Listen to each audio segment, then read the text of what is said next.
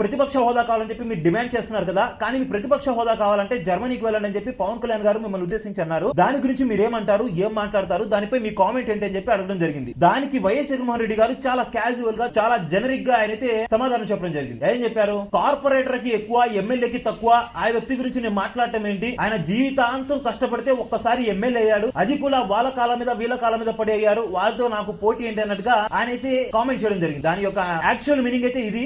దానికి సంబంధించి ఈ రోజు మనం మాట్లాడుకోబోతున్నాం. ఆయన చెప్పింది ఏదైతే ఉందో ఆ కామెంట్స్ మనం ఒకసారి చూసుకుంటే కనుక, వైఎస్ జగన్మోహన్ రెడ్డి గారికి తమ రాజకీయ ప్రత్యర్థుల్ని కామెంట్ చేయడం చాలా సర్వసాధారణం. ఆయన స్టార్టింగ్ కెరియర్ నుంచి కూడా, పొలిటికల్ కెరియర్ స్టార్టింగ్ కూడా ఎక్కువ కామెంట్స్ మీద ఫోకస్ చేస్తూ ఉండేవారు. ఆపోనెంట్స్ ని కామెంట్ చేయడంలో దిట్ట అని చెప్పి చెప్పుకోవచ్చు. పవన్ కళ్యాణ్ ఉద్దేశించి ఈయన ఇప్పటి వరకు చేస్తూ వచ్చిన కామెంట్స్ ఒకసారి మీకు వివరిస్తాను. 2019 ముందు ఎప్పుడైతే 2014 to 19 టీడీపీ అలయన్స్ ఏదైతే ఉందో, జనసేన డైరెక్ట్ గా వాళ్ళైతే సపోర్ట్ చేయడం జరిగింది 2014 ఇండియా అలయన్స్ కి. ఆ 5 ఏళ్లు పవన్ కళ్యాణ్ ఏమన్నారంటే ప్యాకేజీ స్టార్ అని చెప్పి వర్ణించారు. 2019 to 24 ఇది వైఎస్ఆర్సీపీ రిజైమ్. దీంట్లో వైఎస్ జగన్మోహన్ రెడ్డి గారు పవన్ కళ్యాణ్ ఎలా టార్గెట్ చేశారంటే, ప్యాకేజీ స్టార్ అనేది పాత వాడే, దాన్ని కూడా రీయూజ్ చేశారు. అట్ ద సేమ్ టైం దత్తపుత్రుడని, 3 పెళ్లిలని, 4 పెళ్లిలని, స్టెప్నీలని, ఇలా నానా మాటలు అన్నారు.